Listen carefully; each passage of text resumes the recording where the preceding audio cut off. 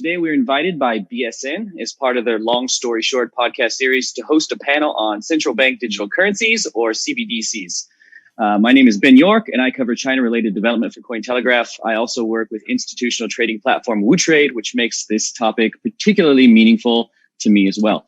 Over the last 2 decades, the two great powers, US and China, have displayed drastically different personalities and attitudes towards the central bank digital currencies. China is actively promoting DCEP, their digital currency electronic payment, throughout an extensive pilot phase, and they're going to release the digital yuan in the run-up to the Winter Olympics in 2022. Up to the present day, the U.S. has not really taken a very clear stance on their role in this space, even though the U.S. dollar still plays a very important role in our cryptocurrency space, with a number of stable coins pegged to the dollar. So that makes an interesting environment. And today we have experts who work very closely with CBDC projects, both internationally as well as with experience here in mainland China and abroad. So they're going to share their insights with our audience today. So we're very excited for that today. The speakers include someone who predicted that China would be entering this kind of CBDC space back in 2014. That's David Shin from Tezos.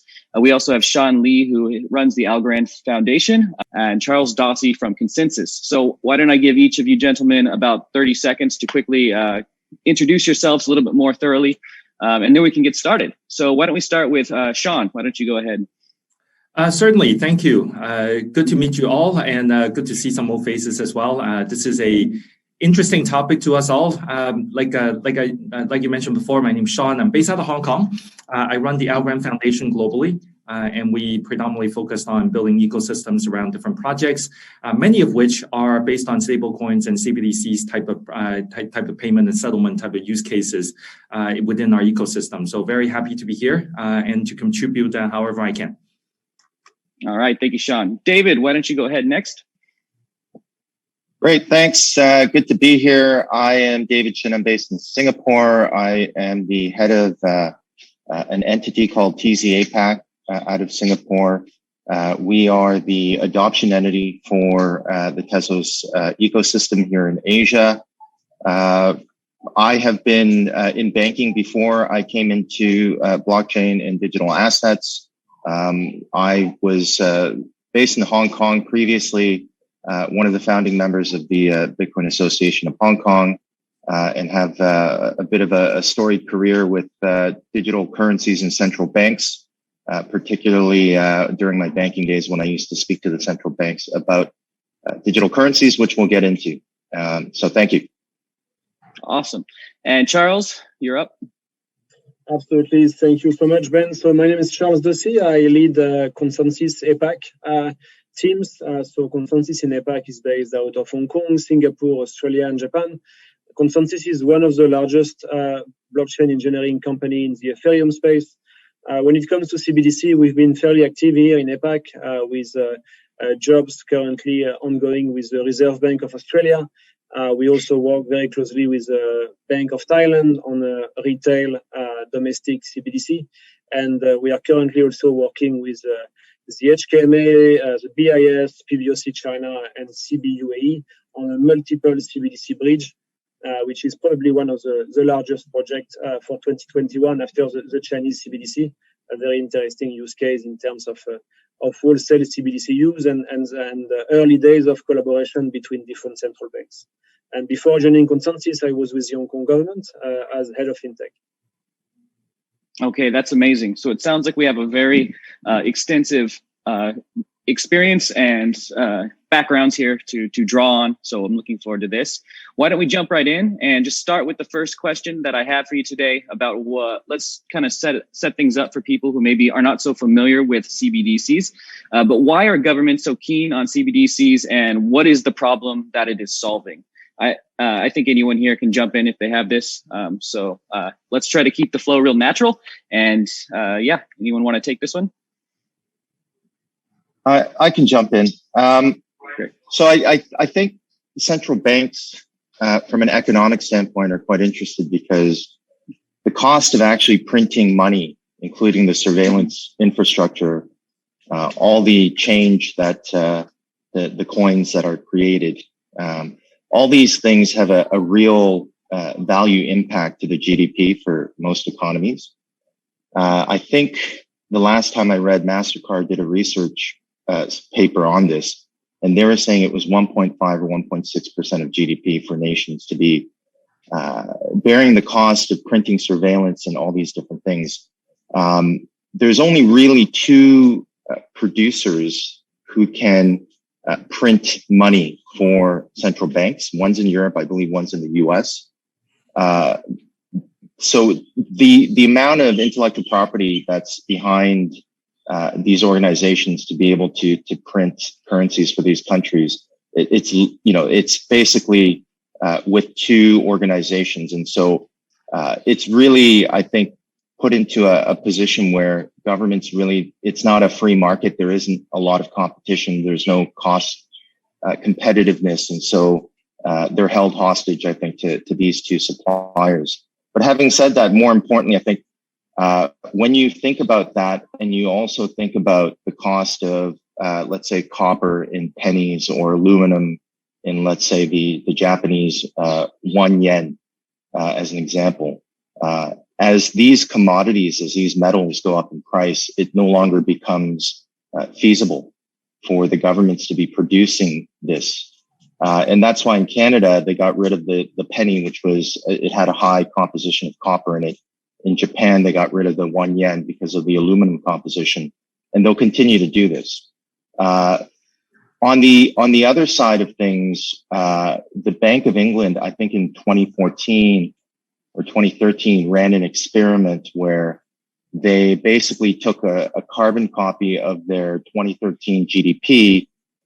They took out 30% of the money supply, and they they replaced that with digital currency. And then they ran simulations, and it showed, one of the things that it showed was that it created a higher uptick in GDP overall because of the circulation speed of currency, taking a bit of an uptick due to that digital component. So there is, two key things here. There's, the fact that there's a lot of risk put on two suppliers, and that hasn't grown over decades. It's been those two suppliers. There's risk in terms of the cost risk to the baseline coins that get created, as well as the cost of surveillance and printing overall. And then last but not least, the benefit of creating acceleration in your economy and the potential of increasing your GDP through that. That's a very good answer. Now, I was noticing you're focusing more on the financial reasons. I was wondering if there maybe Sean or Charles wanted to add more, maybe on like the benefits to the users themselves, or something in that vein. I think the user aspect is obviously very important, right? I mean, we're probably going to talk about DCEP in just a bit, but if you think about the notion of what's happened the last 10, 15 years with e-commerce and the use of mobile payments and whatnot, I think the notion of kind of physical money is slowly fading away. The need is still very real there, right? But the notion is the user experience have changed. And those of us that are in more developed countries, we don't think twice, but now starting to swipe, even our Octopus card here in Hong Kong is already embedded in Apple Pay, and you can literally walk around anywhere. And obviously in China, that's already been the case for quite a few years. So this notion of digital money, whether it's a digital form of physical money, or in the case of CBDC, which is something a little bit different, from a user perspective, a consumer perspective, they're probably not going to see that much of a change.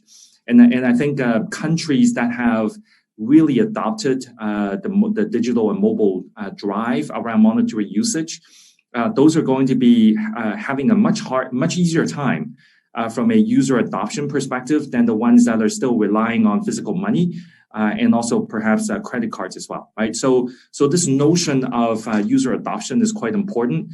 We can talk about regulation all we want, but if there's no user using it, then it still becomes a system that is only pegged towards a certain market or a certain type of user. And if you want wide adoptions, you need people to have that mentality. And we could see, even the Chinese government now, obviously they're one of probably the forerunners around actual deployment of a CBDC-like type of digital currency. But you can already see them running pilots in Shenzhen and Shanghai and where you are, Ben, right? And they're doing airdrops. I mean, airdrops used to be, they don't call it airdrops, but I mean, airdrop is such a term that is familiar in the crypto industry, but now they're doing airdrops in a sense, right? With the wrap packets. And I think that's part of that adoption drive around digital currency and especially with the implementation of rollout of CBDC. Those that are, on the preparation path way ahead than others is probably going to have an easier time to do so than others. Mm-hmm. Excellent. Yeah, I mean, from someone who's been based in China for about a decade, the concept of physical money seems very foreign to me now. Everything is done digitally, so I can see this transition happening very smoothly. So yeah, that's an interesting point. Charles, did you have anything to add on this? Sure, yeah. Maybe to supplement, I'd like to highlight what really accelerated the CBDC works of many central banks. So there was some early research made by many central banks from Hong Kong to the UK and many other central banks in Singapore as well. But really what triggered an acceleration of the agenda for all these central banks is really the Facebook initiative, Libra and now Diem. And what it brings on the table is the concept of private money, and private money became much more a challenge, a possible challenge. Thinking that this giant of e-commerce or the giant of mobile payment could actually starting to issue their own currencies, and this would actually disrupt monetary policies and all the stability mechanism central banks usually use, right? So that was a big threat, and I think it has really accelerated all the topics on CBDCs. And maybe to complement what was discussed earlier, we see three different types of CBDCs initiatives currently. So you've got the wholesale CBDCs, which are M0 money moving between central banks and commercial banks. So that's a very big topic. The CBDC project here in Hong Kong is one of these examples. You've got the cross-border use cases. So looking at how central banks' digital currencies using blockchain as a settlement network could facilitate and accelerate cross-border. Cross-border payments are very complex from a regulatory, from a compliance perspective, and that's where some of the technology of blockchain brings really strong value propositions. And the last one are the retail CBDC, which were discussed earlier. So we see about 80% of central banks today building or very actively researching CBDCs, and really the catalyst for this new wave of innovation has been Facebook, in my opinion. Excellent. Now we've kind of established the value proposition here. So it'd be good to move on a little bit maybe towards the challenges of implementing a CBDC. Obviously, it sounds great on paper, but to get an entire money system to shift into the digital world might be a little bit more difficult. So I definitely think, Sean and David, you are on the technical protocol side of development. So maybe you can share some light on this topic. I can start. So this is, sorry, Ben, the question is about trying to get people off paper and onto digital. Yeah, just the challenges of CBDC implementation. Yeah. Look, I mean, anytime you mess with people's money, if, especially in places like the US, the word guns start coming out, and there's a high risk of paranoia that gets generated. We have seen this before in India, when they got rid of one of their notes completely. We've seen it in Greece. We've seen it in other parts of the world in South America. I think, it is very risky to manage such a proposition, and the governments who are looking at doing this have to do it in the right way. I think China has done a phenomenal job in, number one, preparing their society and civilization to really get used to digital, allowing for Bitcoin and crypto to kind of be used across China, but also in a way where they're able to monitor and control it. But that experimentation phase, I think, was necessary for the PBOC to be able to monitor that interaction with various different users within China. And that ultimately led to them getting into this final phase where they prototype they POC, and they run basically beta tests, right? So to answer your question in a long-winded way, I would say China has probably done a really sort of the best you can do, I guess, way in doing this, and then ultimately getting to roll this out into mainnet once all the testing works out.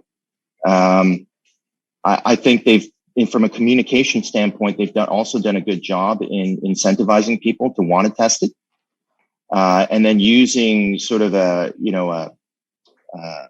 Olympics to be the earmark for them to go live. I think it's all brilliant in terms of the PR, marketing, and whatnot. So, I mean, the other parts of the world, especially the West, I think they're going to get challenged because, once you start talking about possibly, money in the bank that people hold being potentially challenged by some other money, I think that's going to cause a lot of paranoia. So it will be interesting to see how they handle it. Clearly, because it's not the same political structure or model as China, it will be challenging, I think, for them to do. But as I understand it, I work with the Stanford FTCI guys, so I advise them for Asia. And this is the group, FTCI stands for Future of Digital Currency Initiative. This is a group that works with government. They work with Libra. They work with all these different organizations.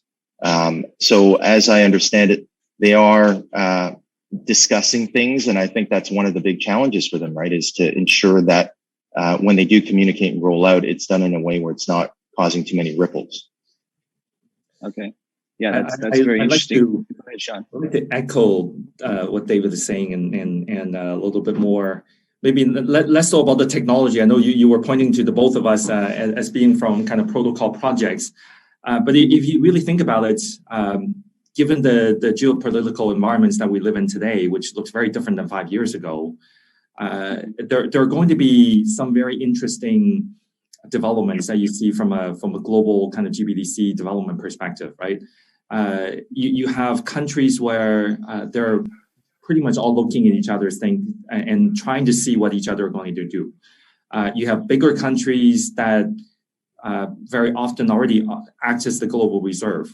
There's much less of a immediate need for them to actually jump into this. It's probably more defensive than aggressive, right? Than offensive. And then you have the European Union, where it's made out of a union, right? So it's a little bit more difficult to really look at that in a holistic sense, because there's so much that needs to be discussed and negotiated and agreed upon. So that's why you see countries like China, as David was mentioning, a bit of a different political structure. They can roll things out in a much more kind of elaborately planned ways. We obviously we often hear about the 5-year plan, the 25-year plan. I mean, these things are planned out long ahead. So they're able to really go through these process and then mark them down with specific events like the Olympics that David was saying before, and use that as a trigger point to not only get the domestic citizens or users to adopt the system, but also potentially the international ones as well. And then, of course, we all know about the Belt and Roads and the type of facilitations that they're doing, with various different financial instruments and products, and that makes for ready to go use cases with CBDC rather than purely just a digital currency, right? It is an infrastructure. It is an infrastructure that's built on different layers of infrastructure that's been laid out, many years ahead of time. So I think you're going to see various different global initiatives. Obviously, I know Tezos and ConsenSys, and obviously on our side as well, we're all working on various different CBDC proposals and implementations in that regard. And I'm sure we can all kind of share stories around how differently they all look. From the smaller island countries to the larger ones where they are part of the trade flow and the type of constraints and various different considerations that they need to think about. So I think this thing is going to take some time to play itself out. I think all eyes are indeed on DCEP in China in terms of how that's going to get rolled out. But at the same time, don't discredit a few of the announcements recently when the FCC talks about the usage of USDC, right? While that is a stable coin and not a CBDC, endorsements like that, maybe not endorsement, but the announcements like that certainly move things in a certain direction as well. And I think it's fascinating to see how it's all going to get played out. Excellent. Charles, do you agree? Absolutely. There is so much to touch on. Looking forward to the next questions and conversation. Okay. Yeah. No, I think because we're spending so much time on China, I think it's a good time now to just ask, how do you see this implementation actually rolling out over the next year and a half towards the Winter Olympics? And how does it compete with like the private companies such as Alipay and WeChat Pay? Will these be competitors for each other, or will DCEP roll them over, or will it become more of a commercial bank type infrastructure, as Charles touched on before? Anyone have any predictions? I can jump in. I mean, I think on shore there will be no issues. If the party says this is the currency to use, I think that's just what's going to happen. It's a matter of just ironing out the implementation kinks, because it is technology that people are touching, and that's why they're doing the various different pilot tests at the moment. For me, I think the more interesting aspect of all this is their plans to use the digital renminbi more so on an international level. So anyone who follows the financial markets and the financial news, we all know that there are many countries, including China, who are very much looking to de-dollarize. That process of de-dollarization has not been easy in the past. It was never really going to work to try and make the current renminbi a competitor to the US dollar on the global stage. And the European Union would never try and challenge the US dollar, even though they don't, even though they have their own conflict of interest with, certain counterparties like Iran, and, not being able to trade with them because of the US embargoes, which means that they can't meet in the global economy using US dollars. So anyway, to go back to that, just from my own personal discussions from the past, I do know that there is a high degree of interest initially in creating this as a part of the de-dollarization strategy. But you have to, if you want to de-dollarize, you have to get the rest of the world to use your currency. And I think one way that they wanted to do that is, and this is the interesting part, is through the One Belt, One Road strategy and the members that are part of this. I was in discussions with certain people who were at SWIFT, aren't at SWIFT, I won't mention names, who still consult the PBOC. What I've gathered is this is their way of creating supply and demand for a parallel SWIFT market. And they have AIIB, which is China's version of the World Bank,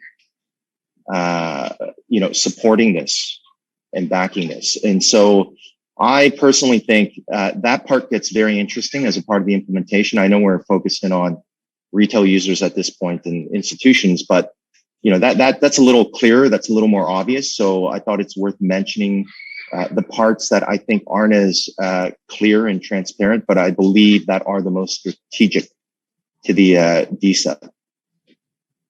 Yeah, that's interesting about the de-dollarization. I remember maybe a month ago, some prominent U.S. politicians were mentioning that digital currencies, including even Bitcoin, maybe be used as a tool to destabilize the dollar's kind of grasp on the world economy. So that's something interesting to look at. Maybe we'll move on to a next question here, just so we can keep the topics rolling. I want to focus a little bit more on the technology. So maybe, Charles, you can give us some insights on, well, obviously DCEP, it's not using blockchain in the sense like Bitcoin that we're very familiar with.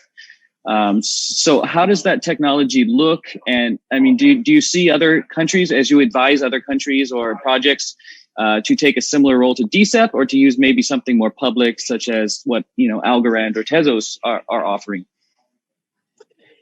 So what we see is we see different phases, and different central banks are stand at different stage into the exploration of CBDCs. We see some group of central banks looking at the use case first and not focusing on the technology. I think finding a use case for CBDCs and making sure you trigger a migration from the legacy system to the new payment system is very important. The market will remain free to use cash or to use SWIFT or to use whatever. So you need to find a good product market fit. So there is groups of central banks really focusing on the use case. Some other central banks have been spending sometimes years to evaluate the technology portfolio which is available. So they go on different type of blockchain. It's a very hard exercise because the technology is complex and the technology is moving very fast. So whenever you finalize a research paper on the technology 3 months down the road, it's probably fairly outdated. What they really are looking at is technologies which are ready for production right now. And what it means ready for production is it doesn't mean a blockchain which is functional. Ready for production to enter into a banking system. Ready for production in terms of ecosystem of vendors around the technology. To make sure they don't find themselves locked with a specific tech which has a limited ecosystem. So it's very important to capture that they don't look at CBDCs for like faster money or anything like this. Essentially, a CBDC is like a national infrastructure. It's highly strategic. So they need to progress step by step, and they need to make sure that if they choose a technology, it's, I would say, old enough to be proven. There is an ecosystem around it. So if there is suddenly 30 or maybe 150 banks who wants to integrate with this technology, is there an ecosystem of vendors? Is there enterprise support? So some within their assessment, central banks will start to look at this. And what they look for also is essentially a network effect, which is already proven. To make sure that usually you don't develop your CBDC for your domestic market only. You have also vision of cross-border transactions. You have vision possibly of global usage of your currency. And then it's very important that you don't find yourself isolated with one technology which is not compatible or not aligned with the choices of your counterparts. So it's a very, very complicated exercise, honestly, for central banks, because there is all these things going together. So product market fit, and defining the use cases of CBDC to kind of guarantee the adoption later on. And later choosing a technology which is ready for production and enterprise, and that's complicated as well. And an ecosystem which will not lock you with a specific vendor, or a technology which might have a path of growth or a path of development which is maybe have a dependency on funding or dependency on actors which are not exactly aligned with the agenda you have as a central bank. Interesting, Charles. And do you see DCEP checking a lot of those boxes that you mentioned before? Are they meeting the requirements that you just hinted at? I think the DCEP strategy and the PBOC strategy in terms of developing their CBDC is actually extremely pragmatic and extremely smart, as we often see in China. So instead of taking a decision today on one blockchain, which is a very hard blockchain, very hard technology choice, right? Like maybe Tezos is ready today and will be even more ready tomorrow. Or maybe Algorand has a very strong feature and is doing fantastic for some use cases. And maybe Ethereum has the momentum, the community. So it's a very hard choice. I mean, all these technologies have a say in many conversations. So instead of choosing a technology, they choose one way to say, okay, there will be a token. Remember that ECNY, DCEP has been replaced by ECNY now at government level. So there is a token, and this token can live into multiple environments.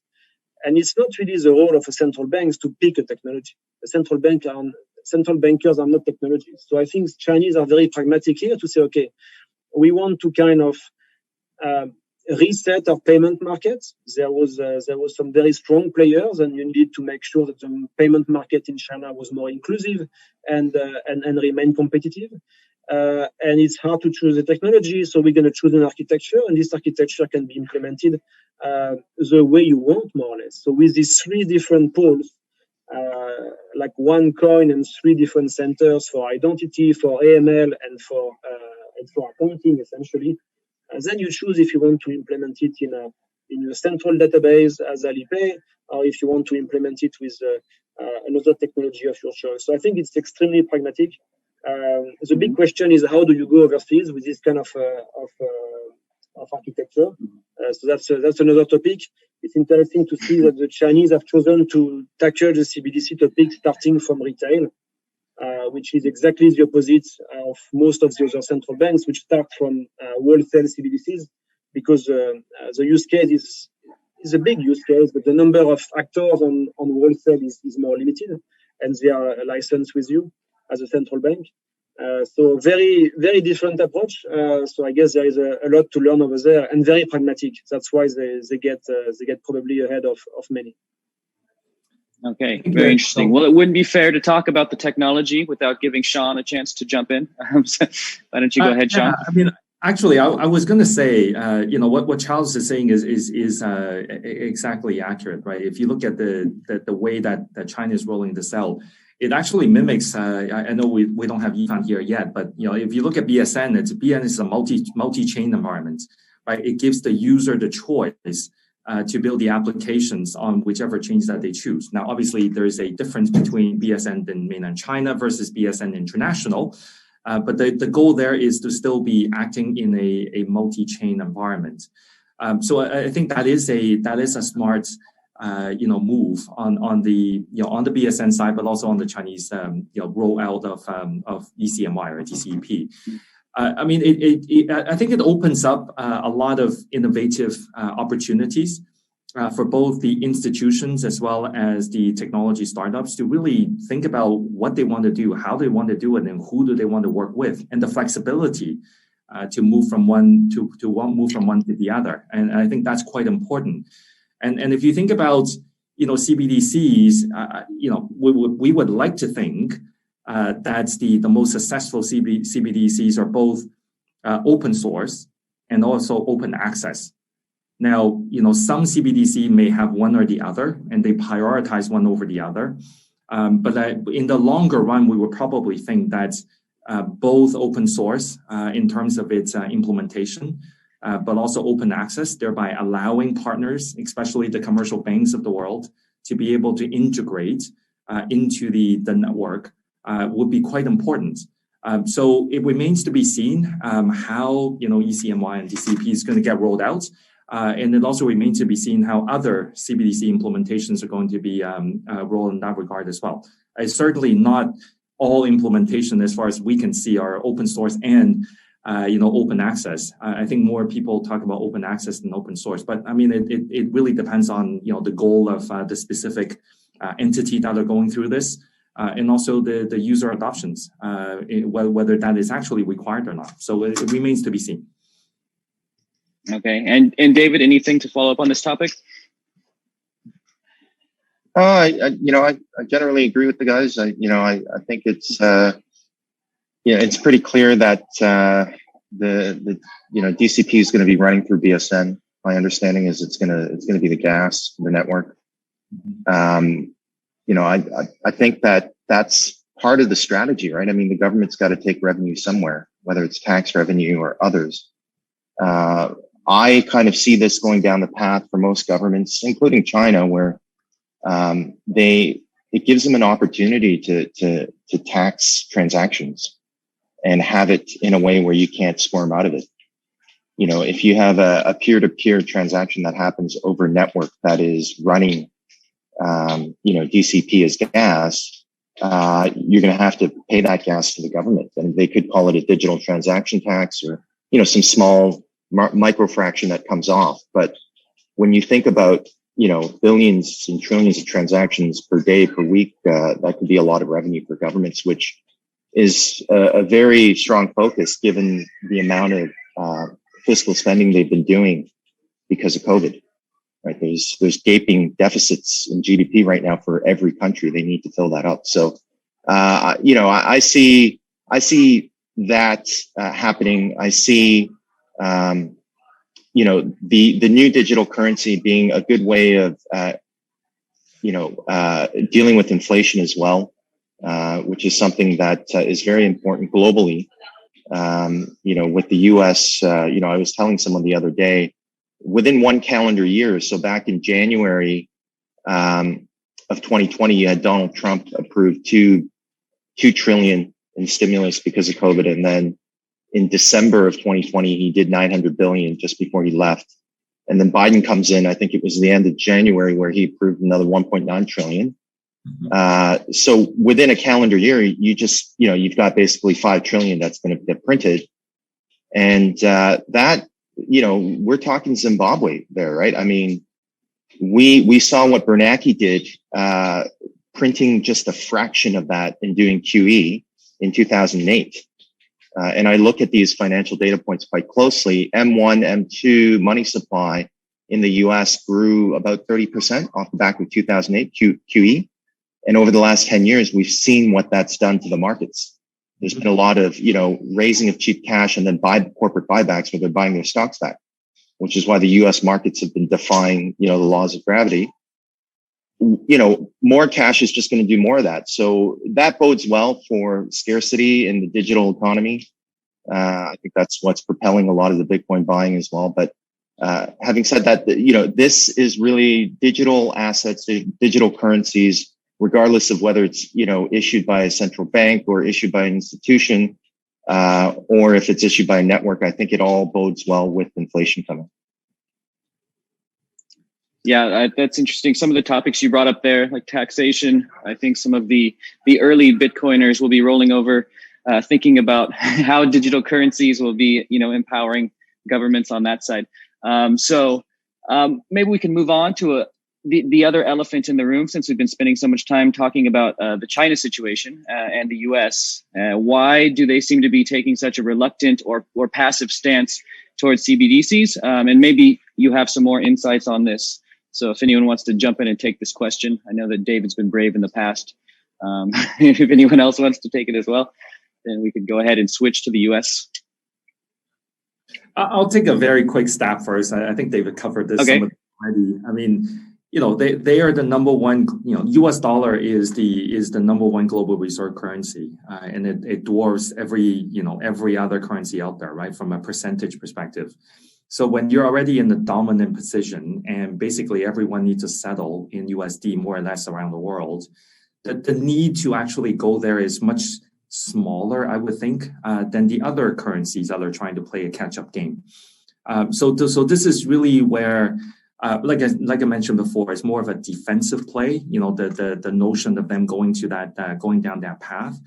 But at the same time, if you look at the regulatory side of things, it is also not as clear, right? There's a lot of you could call it flexibility, or you could call it also ambiguity in terms of how digital currency are being viewed, both from the crypto side and also in terms of stable coins and also in extension CBDCs.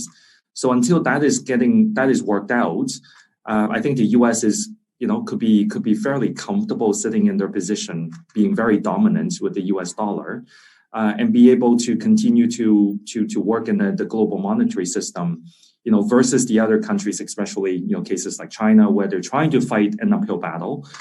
So the need of creating that in a much more rapid manner and building that out via national and international initiatives like Belt and Road becomes important.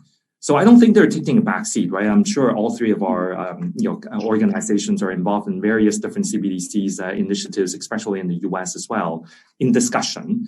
And there are lots of talks, lots of papers being written, lots of research being done. But do I see, this personal opinion now, do I see the US, pushing forward with a US, official CBDC anytime soon? I don't. If I'm them, I don't see the need. They can slow roll it and actually see how these CEPs are rolled out and implemented and adopted. They could see, the euro and others, and take a back seat and then maybe do an even better way of implementing it, or maybe not implementing at all. I mean, you never know. That's my personal view, but I'm interested to hear from David and Charles on that as well. I tend to agree with you, Sean. I think being a fast follower is a very strong business strategy, and for this kind of fringe technologies and choices, you want to see maybe some people burning their fingers, making some experiments, and deploy when you feel you're ready. I've got a different view. I actually think they are working on this very discreetly. I'll give you an example. I was told by somebody who gave President Biden and Kamala Harris a debriefing once they won the election on the state of blockchain and CBDCs globally. He told me that one takeaway he got from that meeting was that they clearly feel they lost 4 critical years with Trump, particularly as it relates to certain strategic elements of government, including digital, as well as including things like rare earth.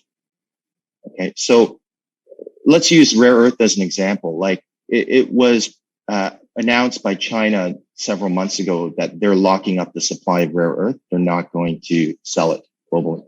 And that's basically a finger to the US because they know they need it for various different things.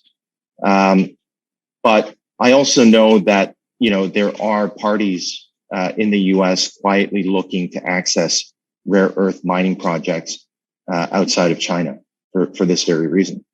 But is that public and do people know about it? No. And I think it's the same for their digital dollar. I believe that they are probably working on that. They're probably also working on some sort of digital ID, just like China is as well. This is, at the end of the day, this is really about traceability and data collection going forward because, really governments have lost a lot of control with flows of money going in and out of their country. I think because of that, they feel that they're losing tax dollars. And we've seen a lot of headlines, in particular at the corporate level, where tax dollars are being lost. They're trying to recoup it back, whether it's in Europe or the US, or even in China. And so I think that's very important to these central banks. And there's a lot of balance sheet pressure because of the fiscal hole that they've dug due to COVID. So, look, I mean, that's a long way of me saying I do personally, if I was a betting man in Vegas, I would bet that they are working on something. It's very, very discreet at this point. I think we would agree. They're definitely working on that. Otherwise, there wouldn't be so much research done on it. But it's the speed at which whether they will roll it out faster than they need, earlier than they need to. I think they're probably the urgency may not be as much.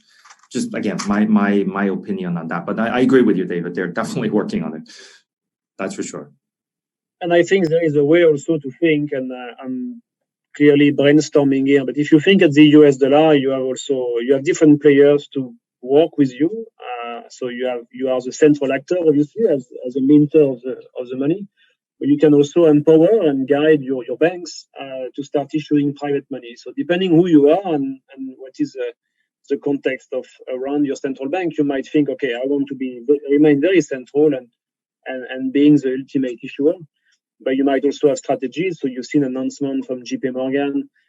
You know about USDC, obviously. So there is probably some experiments around stablecoin, which can be a first step before the US dollar gets officially minted on the blockchain by Federal Reserve. So there is probably some regulations which are relaxed to let the private sector innovate, and maybe that's one way also for the US government. But I'm just brainstorming here to say, okay, I will let the private sector lead that, as the US often let the private sector lead quite a few things in terms of infrastructure or business. That opens another can of worms when you talk about trust with the private sector, and that's something in China. Obviously, there's a lot more cooperation between the private sector and the national government. I mean, do you see the U.S. allowing something in the private sector to really expand to the point where it might fill the use case of a CBDC? Yeah, look, I mean, I don't think the U.S. does a very good job of making it look like they give full autonomy and there is no intermittent line with public and private sector, but there really is. Like, you look at Amazon, right? There was a big fuss about this huge military contract that they just kind of automatically won recently. I also think Google's in bed with the government there. I think, look, there's a whole laundry list of them. In terms of the payment side, do I think that PayPal's at the table? Do I think Facebook's at the table? Visa, absolutely 100%. Do they want to give the perception that they're at the table? No, probably not, for various reasons. But, to me, I think that there is a lot of coordination here. And they tried making it public at one point, with Libra, right? I mean, I think that was the experiment, the coming out moment where they tried to make it look like it's all coordinated, one voice at the table. And it really scared a lot of people. So probably some lessons learned in terms of how they come out with the communication, the coordination around those partnership efforts. I did hear, and I don't know if this is true, but I did hear that AWS is getting involved in working with central banks, which is sort of, I guess, the West version of BSN, so to speak. So it does sound like there is some rumblings with private side working with public side. Okay, very interesting. As we slide into the last 10 minutes here, I kind of wanted to take an opportunity for you guys to explain how you're positioning your respective companies to be in the middle of this central bank digital currency space. So maybe we can start with Sean and talk a little bit about what Algorand's doing to be there for the next decade of development. Look, this is an evolving space. So I think for us, this is as much learning on our side as much as we are advising. I think this is going to be an evolving space for many more years to come. Obviously, we started with an announcement with the Marshall Islands a little while back, and that was an implementation that is probably a little bit different, right? I think all the definitions and all the variations of CBDCs are quite different in that regard. But we went through with the Marshall Islands as a way to really understand and get into this space and looking at the specific requirements when an island country like the Marshall Islands in terms of their specific needs and also their aspirations on where they need to go. That implementation has a fixed percentage in inflation built right into the algorithm, right? It's a 4% increase every year. So they've done enough economic kind of research and modeling around what that would mean for their country, but also in terms of attracting international monetary flow to go through that with the launch of the SOV. So we learned obviously quite a bit going through that project, but we're also involved in probably about a dozen or so other countries, implementation or at least a consultation at this moment. So I think, like I said before, it's much more, it's equal learning, equal advisory. There's some countries that are looking at, the advantage of having a centralized version versus a decentralized version, and what are some of the advantages that each one can bring, and which one can map much closer to their own regulatory requirements as well as user adoption, rather than the other. Now, those of us that are in blockchain, obviously, we tend to think that a decentralized system brings more value, more fairness, more openness, more transparency. But that's not necessarily shared across the board, especially from a government and central bank perspective. So there are various different, there are variations that we're seeing out there. And we are on the technology side, and as a layer one protocol, obviously we're adjusting along the way to see which use cases are best fit using our technology. But it is going to be an interesting space, and I think we're learning as we go. Great, thanks, Sean. David, did you want to jump in here? Yeah, Sure. I mean, for us, I think that the big headline was really around the Bank of France, Central Bank of France, and SocGen working with us on their POC. The way and that was all our Nomadic Labs team in France. They do a great job with that. They did a great job with that. Here in Asia, we have spoken to various central banks as well. And, the one thing I will say from Asia's perspective, and I think the guys in France would agree with me as well, is, for Tezos, we look at ourselves as one component of the ecosystem. And that, we kind of view ourselves as more the manufacturer. You've got suppliers, you've got retailers, you've got distributors, and all those components have to come together for you to create a supply chain for this new money.